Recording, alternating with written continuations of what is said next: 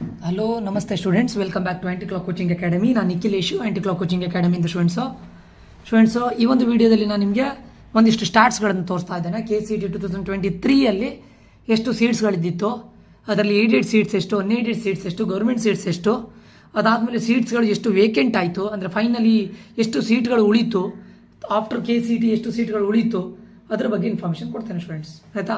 ಅದೇ ರೀತಿ ಸ್ಟೂಡೆಂಟ್ಸ್ ಯಾರ್ಯಾರಿಗೆ ಪರ್ಸನಲ್ ಗೈಡೆನ್ಸ್ ಬೇಕು, ಏಕಲವ್ಯ ಗ್ರೂಪ್ಗೆ ಜಾಯ್ನ್ ಆಗಬೇಕು ಅಂತಿದ್ರೆ ಈ ನಂಬರ್ಗೆ ಮೆಸೇಜ್ ಹಾಕಿ 6362324224 ಅಂತ. ಫೀಸ್ ಬಂದುಬಿಟ್ಟು 500 ರೂಪೀಸ್ ಆಗಿರುತ್ತೆ. ನಿಮಗೆ ಒನ್ ಪರ್ಸನಲ್ ಗೈಡೆನ್ಸನ್ನು ಕೊಡ್ತೇವೆ. ಈಗ KEಯಿಂದ ಬರುವಂಥ ಏನೇ ನೋಟಿಫಿಕೇಶನ್ಗಳಿದ್ರು ಕೂಡ ಇದರಲ್ಲಿ ಅಪ್ಡೇಟ್ ಮಾಡ್ತೇವೆ. ಅದರ ನಂತರ ಫರ್ದರ್ ಪ್ರೊಸೆಸ್ ಏನು ಮಾಡಬೇಕು ಅಂತ ಕೂಡ ಈ ಗ್ರೂಪಲ್ಲಿ ನಾವು ಅಪ್ಡೇಟ್ ಮಾಡ್ತಾ ಇರ್ತೇವೆ. ಅದಾದ ನಂತರ CET ರಿಸಲ್ಟ್ಸ್ಗೂ ಮುಂಚೆ ನಿಮಗೆ ಸರಿಯಾದಂಥ ಕಾಲೇಜಿನ ಲಿಸ್ಟನ್ನು ಹೇಗೆ ಮಾಡಬೇಕು ಅದೆಲ್ಲದನ್ನು ನಾವು ಒನ್ ಪರ್ಸನಲ್ ಗೈಡೆನ್ಸನ್ನು ಕೊಡ್ತೇವೆ. ಓಕೆ, ಸೊ ಯಾರ್ಯಾರು ಜಾಯ್ನ್ ಆಗಬೇಕು ಅಂತಿದ್ರಿ ಪರ್ಸನಲ್ ಗೈಡೆನ್ಸ್ ಇದಕ್ಕೆ ಏಕಲವ್ಯಕ್ಕೆ, ದಯವಿಟ್ಟು ಈ ನಂಬರ್ಗೆ ಮೆಸೇಜ್ ಹಾಕಿ. ಫೀಸ್ 500 ರೂಪೀಸ್ ಆಗಿದೆ. ಪೇಮೆಂಟ್ ಆದ ನಂತರ ನಿಮಗೆ ಗ್ರೂಪಿಗೆ ಆ್ಯಡ್ ಮಾಡ್ತೇವೆ, ಫರ್ದರಲ್ಲಿ ನೋಟಿಫಿಕೇಶನ್ಗಳನ್ನು ಕೊಡ್ತೇವೆ, ಆಯಿತಾ. ಏನೇ ಇದ್ದರೂ ಕೂಡ ನಿಮಗೆ ಆಪ್ಷನ್ ಎಂಟ್ರಿಂದ ಹಿಡಿದು ಕಾಲೇಜಿಂದ ಹಿಡಿದು ಎಲ್ಲದನ್ನು ಕೂಡ ನಾವೇ ಗೈಡೆನ್ಸ್ ಮಾಡ್ತೇವೆ ಸ್ಟೂಡೆಂಟ್ಸ್. ಓಕೆ ಸ್ಟೂಡೆಂಟ್ಸ್, ಆ್ಯಡ್ ಆಗಬೇಕು ಅಂತಿದ್ದವ್ರು ಈ ನಂಬರ್ಗೆ ಮೆಸೇಜ್ ಹಾಕಿ, ಆದಷ್ಟು ಬೇಗ ಜಾಯ್ನ್ ಆಗಿ. ಮತ್ತು KCET ರಿಸಲ್ಟ್ ಬರೋವರೆಗೂ ವೆಯ್ಟ್ ಮಾಡ್ತೀರಂತ ಕೂತ್ಕೊಳ್ಬೇಡಿ. ಆದಷ್ಟು ಬೇಗ ಜಾಯ್ನ್ ಆಗಿ. ಒಂದಿಷ್ಟು ನೋಟಿಫಿಕೇಶನ್ಸ್ಗಳು, ಒಂದಿಷ್ಟು ಅಪ್ಡೇಟ್ಸ್ಗಳು ನಿಮಗೆ ಸರಿಯಾದ ಟೈಮಿಗೆ ರೀಚ್ ಆಗುತ್ತೆ ಸ್ಟೂಡೆಂಟ್ಸ್. ಆ್ಯಂಡ್ ಸ್ಟೂಡೆಂಟ್ಸ್, ಇವತ್ತಿನ ವಿಡಿಯೋದಲ್ಲಿ ನಾನು ಇದನ್ನು ಮಾಡಬೇಕಂತಿದ್ದೇನೆ. ಅದಕ್ಕೂ ಮುಂಚೆ KE ಬಗ್ಗೆ ನಾವು ಮಾತಾಡಲೇಬೇಕು students. One of the best authority ನಿಮಗೆ ಇಂಡಿಯಾದಲ್ಲ, ವರ್ಲ್ಡಲ್ಲಿ ಸಿಗೋದಿಲ್ಲ ಅಷ್ಟು ಒಳ್ಳೆ ಅಥಾರಿಟಿ, Karnataka education authority. Okay, Karnataka examination authority, Karnataka examination authority. ಇದ್ರ ಬಗ್ಗೆ ಮಾತಾಡಲೇಬೇಕು students. Okay, one of the best authority in the world, examination authorities. Okay fine. Karnataka examination authority ಎಕ್ಸಾಮ್ಸನ್ನು ಸರಿ ಮಾಡಲಿಲ್ಲ. KE ಎಕ್ಸಾಮ್ಸು, CET ಎಕ್ಸಾಮ್ ಮಾಡಿದ್ರು, ಔಟ್ ಆಫ್ ಸಿಲೆಬಸ್ ಕೊಟ್ಟಿದ್ರು. ಅದು ಯಾವ ಡೈರೆಕ್ಟ್ರು ಅವ್ರು ಏನು IAS ಆಫೀಸರ್ ನನಗೆ ಗೊತ್ತಿಲ್ಲ. ಎಕ್ಸಾಮು ಸರಿ ಮಾಡಲಿಲ್ಲ. ಅದಾದ ನಂತರ ಅದಕ್ಕೆ ಸರಿಯಾಗಿ ಸ್ಟೂಡೆಂಟ್ಸ್ಗಳಿಗೆ ಜಸ್ಟಿಸು ಸಿಗಲಿಲ್ಲ. ಯಾವುದು ಔಟ್ ಆಫ್ ಸಿಲೆಬಸ್ ಇದ್ದಿತ್ತು ಅದನ್ನು ಡ್ರಾಪ್ ಮಾಡಿದ್ದಾರೆ. ತುಂಬ ಓದ್ಕೊಂಡು ಹೋದವರು JEE ಮೇನ್ಸಿಗೆ, JEEಗೆಲ್ಲ ಪ್ರಿಪೇರ್ ಆದವರು ಯಾವುದು ಔಟ್ ಆಫ್ ಸಿಲೆಬಸ್ ಬಂದಿತ್ತು, ಡಿಲೇಟೆಡ್ ಸಿಲೆಬಸ್ಸಿಂದ ಬಂದಿತ್ತು ಅಂತ ಗೊತ್ತಾಗದೆ ಎಲ್ಲದನ್ನು ಅಟೆಂಡ್ ಮಾಡಿ, ಅದನ್ನು ಅಟೆಂಡ್ ಮಾಡಲಿಕ್ಕೆ ಹೋಗಿ ಅದರಲ್ಲಿ ಟೈಮ್ ವೇಸ್ಟ್ ಮಾಡಿ ಎಲ್ಲ ಮಾರ್ಕ್ಸ್ಗಳು ಗೊತ್ತಾಗಿದೆ. ಒಂದಿಷ್ಟು ಟೆನ್ಷನ್ಸಲ್ಲಿದ್ದಾರೆ. ಅಲ್ಲೂ ಕೂಡ ಜಸ್ಟಿಸ್ ಕೊಡಲಿಲ್ಲ. ಕ್ವಶನ್ಸನ್ನು ಡ್ರಾಪ್ ಮಾಡಿದ್ದಾರೆ. 141 ಮಾರ್ಕ್ಸಿಗೆ ಇದು ಕೊಟ್ಟಿದ್ದಾರೆ. ಅಲ್ಲೂ 60-40% ಮಾಡ್ಬೋದಿತ್ತು. ಆ 60-40% ಕೂಡ ಇದಾಗಲಿಲ್ಲ.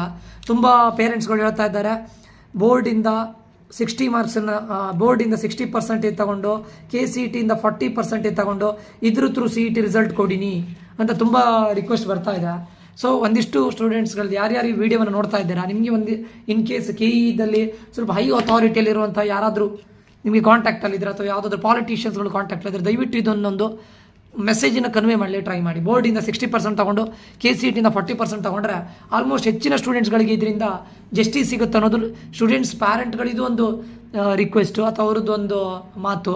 ಅದರ ಜೊತೆ ನಂದು ಕೂಡ ಇದು ಪರ್ಫೆಕ್ಟ್ ಅನಿಸುತ್ತೆ. 60-40% ತಗೊಂಡ್ರೆ ಬೆಟರು. 50% ಅನ್ನೋದು ಎಲ್ಲ ಸ್ಟೂಡೆಂಟ್ಸ್ಗಳಿಗೆ ಜಸ್ಟಿಸ್ ಸಿಗೋದಿಲ್ಲ ಸ್ಟೂಡೆಂಟ್ಸು. ಅದಕ್ಕೋಸ್ಕರ ಇದನ್ನು ಮಾಡಲಿಕ್ಕೆ ಯಾರಾದರೂ ಇಲ್ಲಿ ಕಾಂಟ್ಯಾಕ್ಟ್ ಇದ್ದರೆ, ಸ್ವಲ್ಪ ಹೈ ಲೆವೆಲ್ ಅಥಾರಿಟಿಯಲ್ಲಿ ಕಾಂಟ್ಯಾಕ್ಟ್ ಇದ್ದರೆ ದಯವಿಟ್ಟು ಇದನ್ನು ಥ್ರೂ ಏನು ಹೇಳ್ತಾರೆ ಪ್ಯಾರೆಂಟ್ ಗ್ರೂಪ್ಸ್ಗಳಿರುತ್ತೆ ಅವರಿಂದ, ಅಥವಾ ಯೂನಿಯನ್ಸ್ಗಳಿರುತ್ತೆ, ಸ್ಟೂಡೆಂಟ್ಸ್ ಯೂನಿಯನ್ಗಳಿರುತ್ತೆ, ಅಲ್ಲಿದ್ದ ಲೀಡರ್ಗಳಿಗೆ ಇದನ್ನು ಕನ್ವೆ ಮಾಡಲಿಕ್ಕೆ ಟ್ರೈ ಮಾಡಿ. ಅದಾದ ನಂತರ ಇವಾಗ ಒಂದೊಂದೇ ಆಪ್ಷನನ್ನು ಕೊಡ್ತಾ ಇದ್ದಾರೆ, ಎಡಿಟ್ ಮಾಡಿ ಅಥವಾ ಮಾರ್ಕ್ಸ್ ಕಾರ್ಡನ್ನು ಅಪ್ಲೋಡ್ ಮಾಡಿ. ಆ ವೆಬ್ಸೈಟ್ ಕೂಡ ಸರಿಯಾಗಿ ವರ್ಕ್ ಆಗ್ತಿಲ್ಲ. ಇವತ್ತು ಸ್ಟೇಟ್ ಬೋರ್ಡ್ ಅವ್ರಿಗೆ ಇವತ್ತು ಲಾಸ್ಟ್ ಡೇಟ್ ನೋಡಿದರೆ ವೆಬ್ಸೈಟಲ್ಲಿ RD ನಂಬರ್ನ ಆಕ್ಸೆಪ್ಟ್ ಮಾಡ್ತಾ ಇಲ್ಲ. ಲಾಗಿನ್ ಮಾಡಿದರೆ ಲಾಗಿನ್ ಆಗ್ತಾ ಇಲ್ಲ.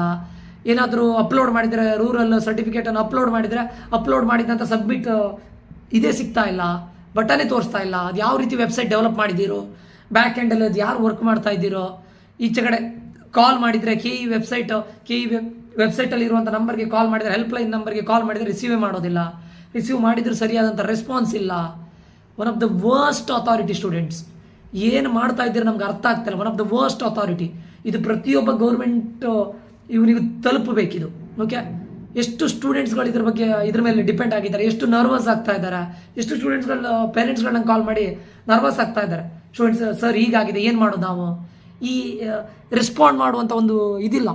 ಅಪ್ಲಿಕೇಶನ್ನ ತಗೊಳ್ಳುವಾಗ ಅಪ್ಲಿಕೇಶನ್ ಹಾಕಬೇಕಂದ್ರೆ ದುಡ್ಡು ಕೊಡಬೇಕು, ನೀವು ಕಾಲೇಜು ಸೇರಬೇಕಂದ್ರೆ ಹಣ ಕೊಡಬೇಕು, ಅದಾದ ನಂತರ ಗೌರ್ಮೆಂಟ್ ಫೀಸು, ಕಾಲೇಜ್ ಫೀಸು, ಆ ಫೀಸು, ಈ ಫೀಸು, ಎಲ್ಲದಕ್ಕೂ ಮನಿ ಮನಿ ಮನಿ ಮನಿ ಅಂತ ಕೇಳ್ತಾ ಇದ್ದಾರೆ.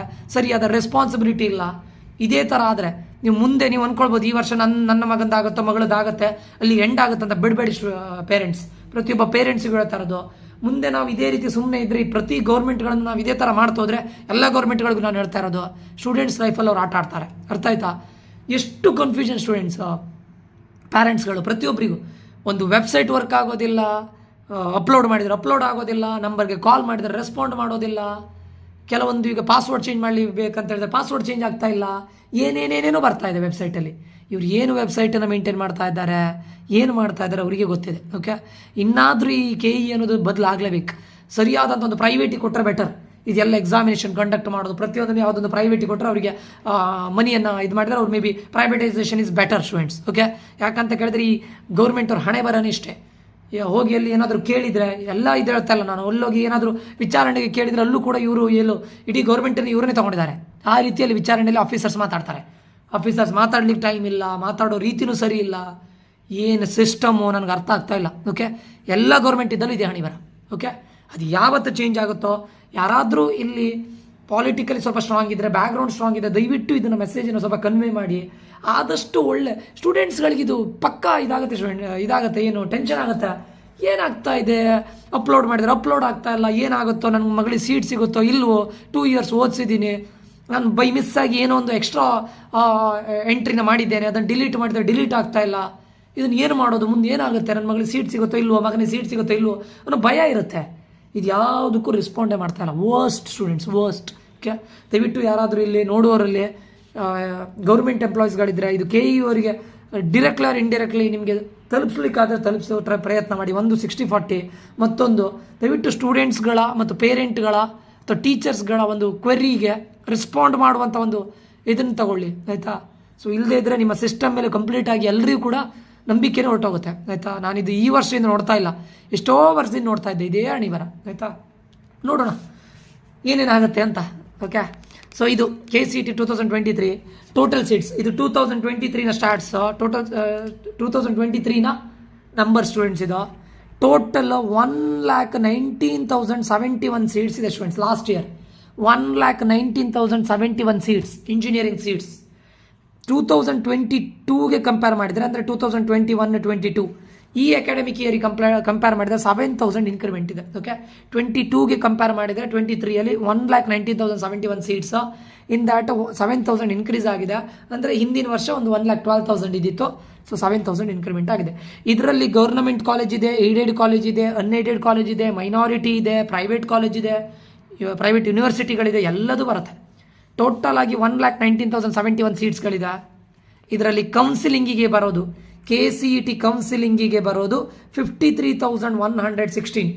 ಅರೌಂಡ್ 53,000 ಸೀಟ್ಸ್ಗಳು ಕೌನ್ಸಿಲಿಂಗಿಗೆ ಬಂದಿದ್ದಾರೆ ಲಾಸ್ಟ್ ಟೈಮ್.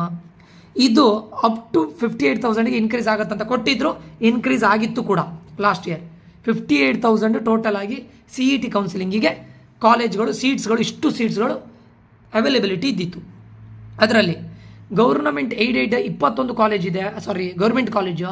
ಆ 21 ಗೌರ್ನಮೆಂಟ್ ಕಾಲೇಜಿಂದ 4,770 ಸೀಟ್ಸ್ಗಳಿದೆ. ಏಡೆಡ್ ಕಾಲೇಜ್ 8 ಕಾಲೇಜ್ಗಳಿದ್ದಿತ್ತು, ಅದರಿಂದ 3,080 ಸೀಟ್ಸ್ಗಳಿದ್ದಿತ್ತು. ಆ 3,080 ಸೀಟ್ಸಲ್ಲಿ 2,926 ಥ್ರೂ KCET ಮಾಡಿದ್ದಾರೆ. KEA ಅಂತ ಹೇಳಿದರೆ KCET ಥ್ರೂ ಅಂತ ಮೀನಿಂಗ್, ಅರ್ಥ ಆಯ್ತಾ? 3,080ಯಲ್ಲಿ 2,926 KCET ಥ್ರೂ ಬಂದಿದೆ ಏಡೆಡ್. ಇನ್ನು ಅನ್ಏಡೆಡ್ ಕಾಲೇಜಲ್ಲಿ 81,521 ಸೀಟ್ಸ್ಗಳಿದ್ದಿತ್ತು ಅನ್ಏಡೆಡ್ ಕಾಲೇಜಲ್ಲಿ. ಅದರಲ್ಲಿ ಥ್ರೂ KCET 37,000 ಅರೌಂಡ್ 37,000 ಕಾಲೇಜ್ಗಳು KE ಅವರು ಹ್ಯಾಂಡಲ್ ಮಾಡಿದ್ದಾರೆ. That means through KCET. ಇಲ್ಲಿ 36,000, ಇಲ್ಲಿ 2,926, 4,770. ಅದೇ ಹೇಳಿದ್ದು ಕೌನ್ಸಿಲಿಂಗ್ ಓವರ್ ಆಗಿ 53,116 ಬಂದಿದೆ, ಅರೌಂಡ್ 58K. ಓಕೆ, ಮತ್ತೆ ಪ್ರೈವೇಟ್ ಕಾಲೇಜ್ ಕೂಡ ಇದರಲ್ಲಿದೆ. ಪ್ರೈವೇಟ್ ಕಾಲೇಜು ಕೂಡ ಇದರಲ್ಲಿ ಪಾರ್ಟಿಸಿಪೇಟ್ ಮಾಡುತ್ತೆ. ಯಾಕೆ ಕಾಲೇಜ್ಗಳು ಪಾರ್ಟಿಸಿಪೇಟ್ ಮಾಡುತ್ತೆ? ಕರೆಕ್ಟ್ ನೋಡಿ, ಪ್ರೈವೇಟ್ ಕಾಲೇಜ್ಗಳಿಂದ ಇವಾಗ ನಿಮಗೆ ಕಾಲ್ ಬರ್ಲಿಕ್ಕೆ ಸ್ಟಾರ್ಟ್ ಆಗಿದೆ, ಸರ್ ಮ್ಯಾನೇಜ್ಮೆಂಟ್ ಕೋಟಾ ಖಾಲಿ ಆಗುತ್ತೆ, ಮ್ಯಾನೇಜ್ಮೆಂಟ್ ಸೀಟ್ಗಳು ಖಾಲಿ ಆಗುತ್ತೆ, ಬೇಗ ಜಾಯ್ನ್ ಆಗಿ ಅಂತ. ಕರೆಕ್ಟಾ? ಸೊ ಏನಾಗುತ್ತೆ, ಅವರು ಎಷ್ಟಾಗುತ್ತೆ ಅಷ್ಟನ್ನು, ಇಷ್ಟು KCET ರಿಸಲ್ಟ್ಸ್ ಬಂದು KCET ಕೌನ್ಸಿಲಿಂಗ್ ಸ್ಟಾರ್ಟ್ ಆಗೋದ್ರೊಳಗಡೆ ಎಷ್ಟು ಮ್ಯಾನೇಜ್ಮೆಂಟ್ ಸೀಟ್ಸ್ಗಳನ್ನು ಫಿಲ್ ಮಾಡ್ಕೊಳ್ಳಿಕ್ಕಾಗುತ್ತೆ ಮಾಡ್ಕೊಳ್ತಾರೆ. ಫಾರ್ ಎಕ್ಸಾಂಪಲ್, ಒಂದು ಕಾಲೇಜಲ್ಲಿ A ಅನ್ನೋ ಕಾಲೇಜಲ್ಲಿ ಒಂದು 50 ಮ್ಯಾನೇಜ್ಮೆಂಟ್ ಸೀಟ್ಸ್ ಇದೆ ಅಂತ ಅಂದ್ಕೊಳ್ಳಿ, ಬೇಡ 100.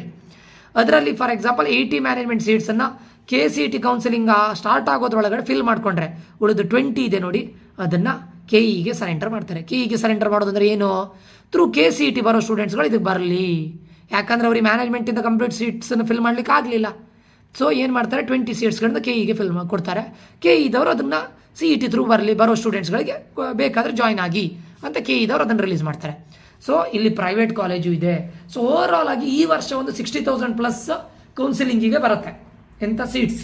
ಓಕೆ, ಅಂದರೆ ನೀವು ಅಂದ್ಕೊಳ್ಬೋದು 60,000 ಬಂದರೆ 60,000ವರೆಗೆ ರ್ಯಾಂಕ್ ಇದ್ದವ್ರಿಗೆ ಮಾತ್ರ ಸಿಗೋದಾ? ಸ್ಟೂಡೆಂಟ್ಸ್ ಅಲ್ಲೂ ರಿಸರ್ವೇಷನ್ಗಳಿದೆ, ಈಚ್ ಕ್ಯಾಟಗರಿಯಲ್ಲಿ ರಿಸರ್ವೇಷನ್ ಇದೆ, ಅದ್ರ ಬೇಸಿಸ್ ಮೇಲೆ ಹೋಗುತ್ತೆ.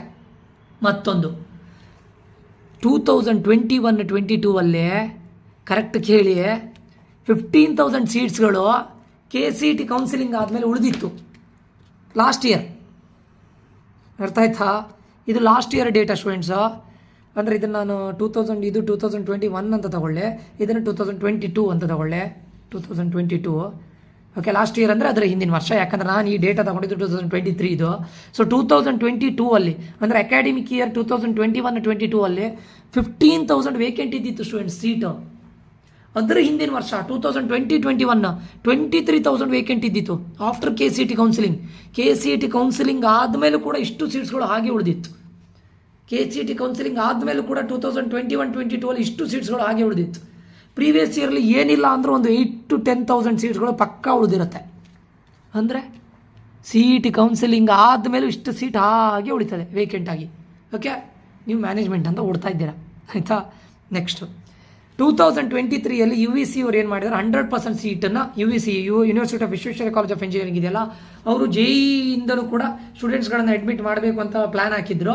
ಬಟ್ 2023 100% ಸೀಟ್ಸನ್ನು KEದವರಿಗೆ ಕೊಟ್ಟು ಥ್ರೂ KCET ಅಡ್ಮಿಷನ್ ಮಾಡಿದ್ದಾರೆ. ಮೇ ಬಿ ಈ ವರ್ಷ 25% ಸೀಟ್ಸನ್ನು ಥ್ರೂ JEಯಿಂದ ತಗೊಳ್ಬೋದು, 75% ಸೀಟ್ಸನ್ನು KCETಯಿಂದ ತಗೊಳ್ಬೋದು, ಆರ್ ಎಲ್ಸ್ 100% ಸೀಟ್ಸನ್ನು ಕೂಡ KCET ಥ್ರೂನೇ ತಗೊಳ್ಬೋದು. ಓಕೆ, UVC ಅವರು ಇದು 2023 ಡೇಟಾ ಸ್ಟೂಡೆಂಟ್ಸ್. ಅರ್ಥ ಆಯ್ತಾ? ಗೊತ್ತಾಯ್ತಲ್ಲ ಟೋಟಲ್ ಎಷ್ಟು ಸೀಟ್ಸ್ಗಳಿರುತ್ತೆ?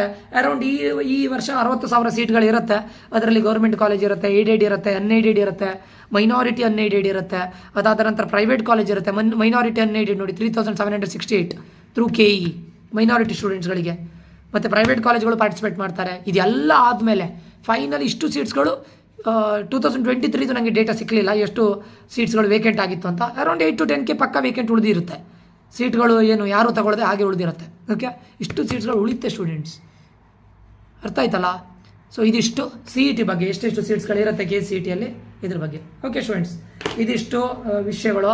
ಅದಾದ ನಂತರ ಇಲ್ಲಿ ನೋಡಿ, ನಮ್ಮ KCET ಕೌನ್ಸಿಲಿಂಗ್ಗೆ 1-on-1 ಕೌನ್ಸಿಲಿಂಗ್ ಯಾರಾದರೂ ಜಾಯ್ನ್ ಆಗಬೇಕಿದ್ರೆ, KCET ಕೌನ್ಸಿಲಿಂಗ್ಗೆ 1-on-1 ಏಕಲವ್ಯ ಗ್ರೂಪಿಗೆ ಜಾಯ್ನ್ ಆಗಬೇಕಂತಿದ್ರೆ ಈ ನಂಬರ್ಗೆ ಮೆಸೇಜ್ ಮಾಡಿ. 500 ರೂಪೀಸ್ ಫೀಸ್ ಇರುತ್ತೆ. ಜಾಯ್ನ್ ಆಗೋರು ಆದಷ್ಟು ಬೇಗ ಜಾಯ್ನ್ ಆಗಿ. ಓಕೆ ಸ್ಟೂಡೆಂಟ್ಸ್, ಇಲ್ಲಿಗೆ ಈ ವಿಡಿಯೋನ ಎಂಡ್ ಮಾಡ್ತಾ ಇದ್ದೇನೆ. ಇದೊಂದು ಇನ್ಫಾರ್ಮೇಷನ್ ನಿಮ್ಗೆ ಕೊಡಬೇಕಿತ್ತು, ಅದನ್ನು ಕೊಟ್ಟಿದ್ದೀನಿ, ಆಯಿತಾ? ಸೊ KCETಗೆ ಯಾರಾದರೂ 60-40%ಗೆ ನಿಮ್ಗೆ ಏನಾದರೂ ಒಳ್ಳೆ ಕಾಂಟ್ಯಾಕ್ಟ್ಗಳಿದ್ರೆ, KEದವರಿಗೆ ಹೋಗೋದಿದ್ರೆ 60-40% ಒಳ್ಳೆ ರೂಲ್ಸ್ ಸ್ಟೂಡೆಂಟ್ಸ್ ಎಲ್ಲರಿಗೂ ಕೂಡ ಅದು ಜಸ್ಟಿಸ್ ಸಿಗುತ್ತೆ. 60% ಫ್ರಮ್ ಬೋರ್ಡ್, 40% ಫ್ರಮ್ KCET. 60-40 ರೂಲನ್ನು ಇಂಪ್ಲಿಮೆಂಟ್ ಮಾಡ್ಲಿಕ್ಕೆ ಆಗುತ್ತಾ ನೋಡಿ, ಯಾಕಂದರೆ ಇಂದು KCET ರಿಸಲ್ಟ್ ಬರೋದ್ರೊಳಗಡೆ ಈ ಚೇಂಜಸ್ಸನ್ನು ಮಾಡಿದರೆ ಎಲ್ಲರಿಗೂ ಜಸ್ಟಿಸ್ ಸಿಗುತ್ತೆ. ಎನಿವೇ ಎಕ್ಸಾಮ್ ಅಂತೂ ಮಾಡಲಿಲ್ಲ, ಅಲ್ಲಿ ಬಂದಂಥ ಇದನ್ನು ಡ್ರಾಪ್ ಮಾಡಿದ್ದಾರೆ. ಸೊ ಇದಿಷ್ಟು ಏನು ಅಷ್ಟು ಜಸ್ಟಿಸ್ ಅಂತ ಅಂದ್ಕೊಳ್ಳೋದಿಲ್ಲ ನಾನು. ಜಸ್ಟಿಸ್ ಸಿಗಬೇಕಂತ ಹೇಳಿದ್ರೆ ಬೆಟರ್ 60-40 ರೂಲನ್ನು ಮಾಡಿದರೆ ಬೆಟರ್ ಅಂದ್ಕೊಳ್ತೇನೆ. ಯಾರಾದರೂ ನಿಮಗೆ ಏನು ಹೇಳ್ತಾರೆ ಈ ಗ್ರೂಪ್ಗಳ ಬಗ್ಗೆ, ಈಗ ಪ್ಯಾರೆಂಟ್ಸ್ ಇದಿರುತ್ತೆ ಆ ಗ್ರೂಪ್, ಅಥವಾ ಯೂನಿಯನ್ಗಳಿರುತ್ತೆ, ಪ್ಯಾರೆಂಟ್ಸ್ ಯೂನಿಯನ್ಗಳಿರುತ್ತೆ, ಸ್ಟೂಡೆಂಟ್ಸ್ ಯೂನಿಯನ್ಗಳಿರುತ್ತೆ, ಅವರಿಂದ ಇದೊಂದು ಮೆಸೇಜನ್ನು ಕನ್ವೆ ಮಾಡಲಿಕ್ಕಾದರೆ ಕನ್ವೆ ಮಾಡೋ ಪ್ರಯತ್ನ ಮಾಡಿ ನೀವು ಪ್ಯಾರೆಂಟ್ಸ್ಗಳು. ಯಾಕಂದರೆ ಪ್ರತಿ ವರ್ಷವೂ ಕೂಡ ಇದೇ ಹಣೆಬರ ಆಗುತ್ತೆ. ನಾವು ಸುಮ್ಮನೆ ಇದ್ದರೆ ಇದು ಸಿಸ್ಟಮ್ ಇಷ್ಟೇ, ಈ ವರ್ಷ ನನ್ನ ಮಗನಿಗಾಯಿತು, ನನ್ನ ಮಗಳಿಗಾಯಿತು, ಮುಂದೆ ನನ್ನ ಮಗಳು ಇನ್ನಿಲ್ಲ ಯಾರಿಲ್ಲ ಅಂತ ಕೂತ್ಕೋಬೇಡಿ. ಸೊ ಆದಷ್ಟು ಇದನ್ನು ರೀಚ್ ಮಾಡಿಸ್ಲಿಕ್ಕೆ ಟ್ರೈ ಮಾಡಿ ಸ್ಟೂಡೆಂಟ್ಸ್. ಓಕೆ ಸ್ಟೂಡೆಂಟ್ಸ್, ನಾನು ನಿಖಿಲೇಶ್. ಈ ಒಂದು ವಿಡಿಯೋ ತುಂಬ ಇನ್ಫಾರ್ಮೇಟಿವ್ ಆಗಿದೆ ಅಂತ ಅಂದ್ಕೊಳ್ತೇನೆ. I am signing off. Bye bye students, love you all, take care, bye by.